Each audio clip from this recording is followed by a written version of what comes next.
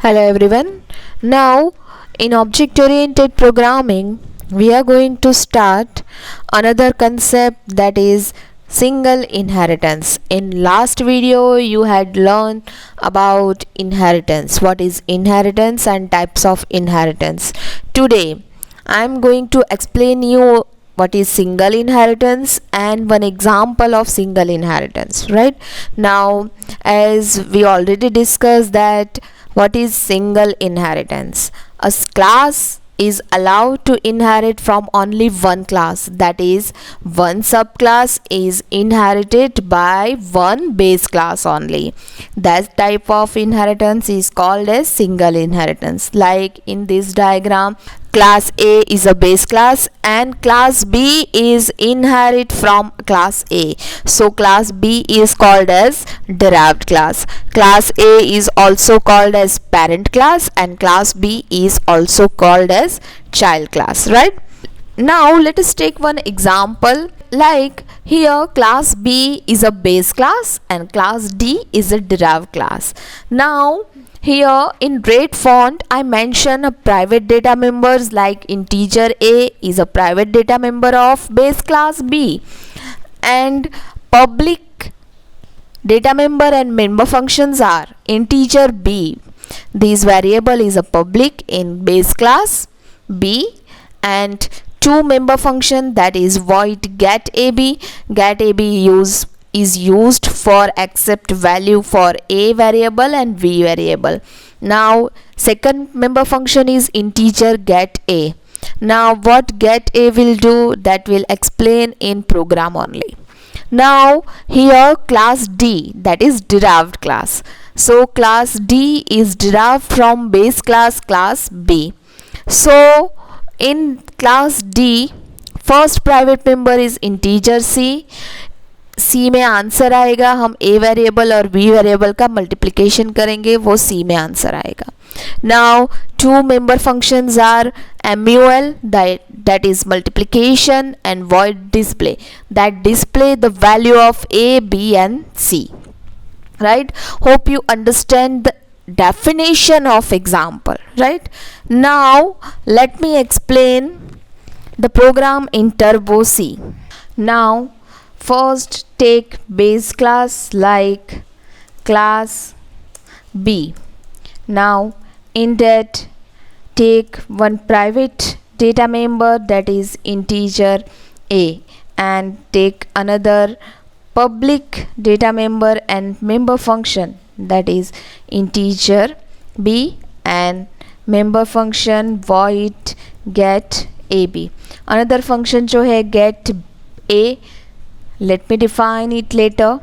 Now from class B, base class से हम class derive करेंगे class D, that is derived class.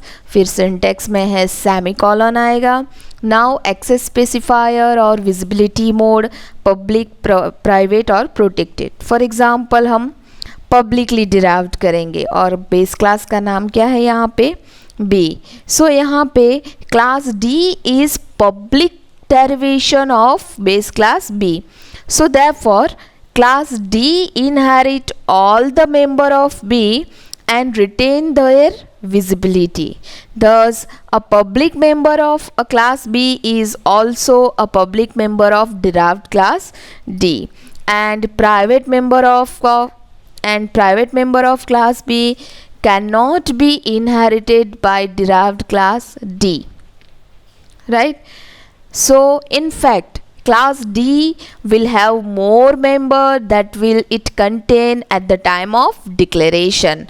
Like more members are private members class D के कौन से होंगे, integer C, and उसके public data member कौन से होंगे, like void multiplication के लिए function MUL and void display. Right? Now see, class B के प्राइवेट मेंबर्स जो है वो क्लास डी में कभी इनहेरिट नहीं होते. प्राइवेट मेंबर्स जो है क्लास के वो कभी भी इनहेरिट नहीं होते हैं. बट क्लास बी के जो पब्लिक मेंबर फंक्शन और डेटा मेंबर्स है वो क्लास डी में आएंगे, बट पब्लिक सेक्शन में आएंगे या प्राइवेट सेक्शन में आएंगे वो कौन डिपेंड करता है, यहाँ पे कौन सा एक्सेस स्पेसिफायर लिया है हमने, कौन सा एक्सेस मॉडिफायर लिया है हमने, public. It means base class के जितने भी पब्लिक डेटा मेंबर और मेंबर फंक्शंस जो है वो डिराइव्ड क्लास में पब्लिक सेक्शन में आएंगे, ठीक है, तो उसको ऑब्जेक्ट थ्रू हम एक्सेस कर पाएंगे। Now let us write definition of A B, like void फिर scope resolution operator class B का स्कोप है, then function name get A B. Now यहाँ पे हम सी आउट थ्रू भी वैल्यू एक्सेप्ट कर सकते हैं, पैरामीटर थ्रू भी कर सकते हैं, लेकिन हम डायरेक्टली कर लेते हैं, like A equal to 5 and B equal to 10, ठीक है। तो ये जो है प्राइवेट और पब्लिक डेटा मेंबर वो उसी क्लास के हैं, तो उसमें हम लिख सकते हैं, कोई इश्यू नहीं आएगा यहाँ पे। नाउ क्लास डी के फंक्शन के बारे में हम बात करते हैं, मल्टीप्लिकेशन फंक्शन, रिटर्न टाइप, फिर स्कोप रिजोल्यूशन ऑपरेटर के साथ क्लास नेम डी क्लास का है, and then function name MUL। Now यहाँ पे क्या आएगा, जो डी क्लास का सी वेरिएबल है उसमें हमें मल्टीप्लिकेशन स्टोर करना है, it will store A into B, ठीक है। एंड देन डिस्प्ले फंक्शन है, सेम यहाँ पे डी क्लास का स्कोप लिखना है और देन फंक्शन नेम डिस्प्ले है। सो यहाँ पे हमें डिस्प्ले करना है C out like /n a equal to particular a की value, C out /n b equal to b की value and C out /n c equal to c की value print करनी है, राइट।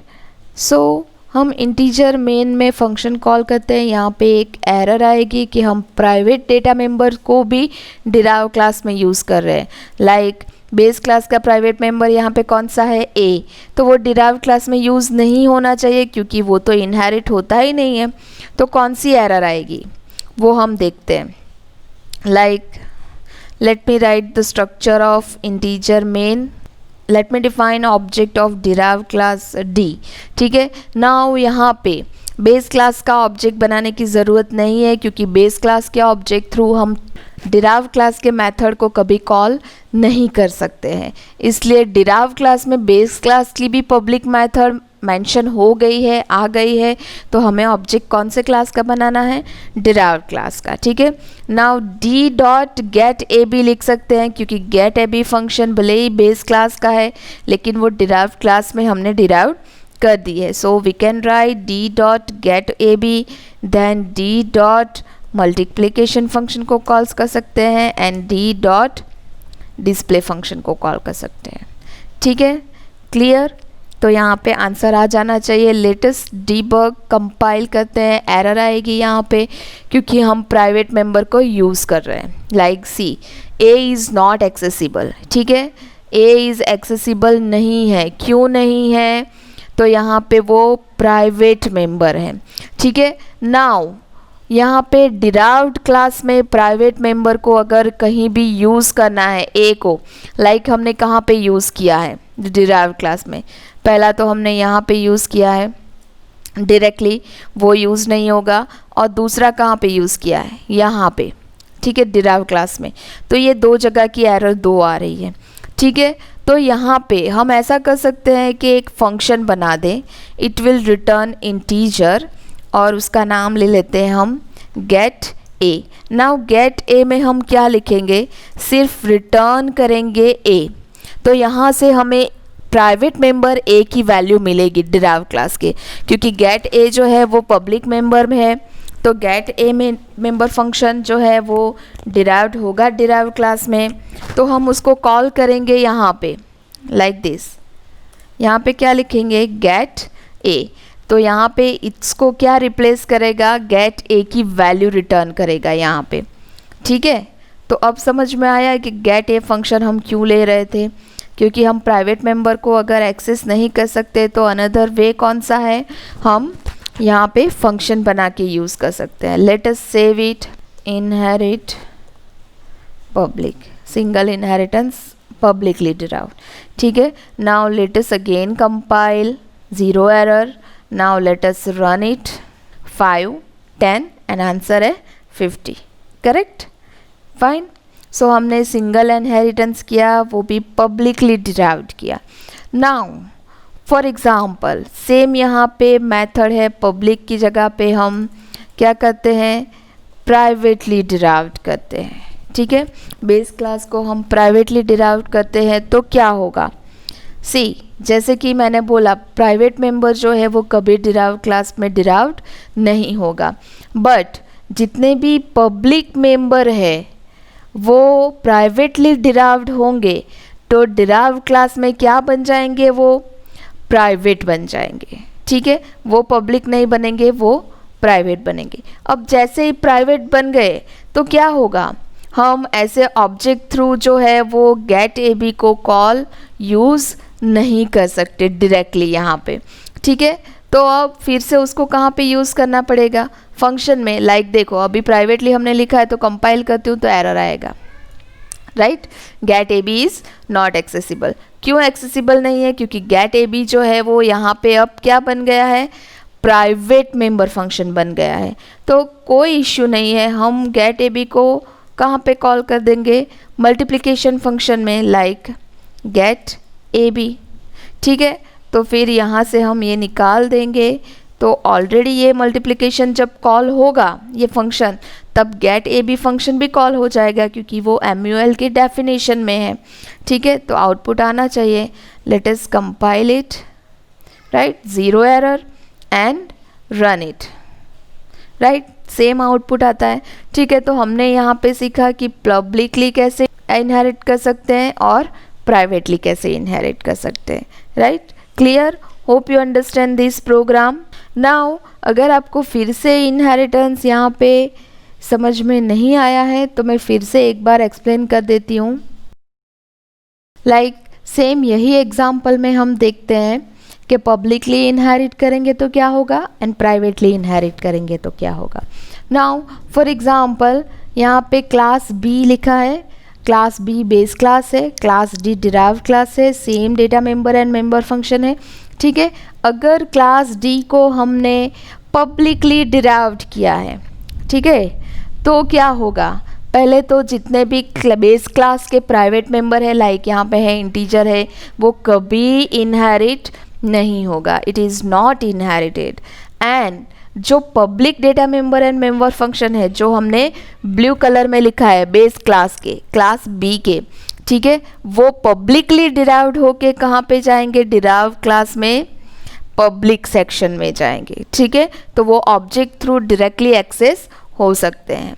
बट अगर हमने particular class B को derived किया class D में, ठीक है, फॉर एग्जांपल प्राइवेटली डिराइव्ड किया, तो क्या होगा, सेम क्लास बेस क्लास के जितने भी प्राइवेट मेंबर है वो कभी इनहेरिट नहीं होंगे.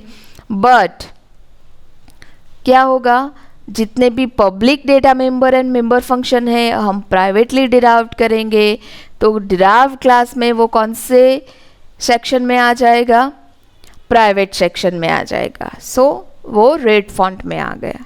ठीक है. समझ में आया. तो ये वॉइड गेट ए बी और गेट ए जो मेथड है वो ऑब्जेक्ट थ्रू यूज्ड नहीं होगी, उसको यूज़ करने के लिए पब्लिक मेंबर फंक्शन का यूज़ करना पड़ेगा. Clear. Fine. Hope you understand this program and concept of publicly derivation and privately derivation. Right now let us write one assignment. आपको ये प्रोग्राम घर पे करना है. In that आपका बेस क्लास है क्लास स्टूडेंट, इसमें प्राइवेट डेटा मेंबर्स है रोल नंबर एंड नेम, और पब्लिक मेंबर फंक्शन है get data and put data. Get data is use to accept roll number and name and put data function is used to display roll number and name. Now वो जो class है student class वो derived होता है mark class में. ठीक है. Publicly derivation है. मार्क क्लास में वेरिएबल है मार्क 1, मार्क 2 एंड टोटल, और public data members public member function है get marks. Get marks is use to accept mark 1 mark 2 value. And display is used to display the total. It will display mark 1 mark 2 and total, right? तो ये programme आपको घर पे try करना है. In next online session I will explain this program, but before that you have to try it yourself, right? Clear? So in this session in single inheritance, if you have any query regarding this, then you can message me. Thank you.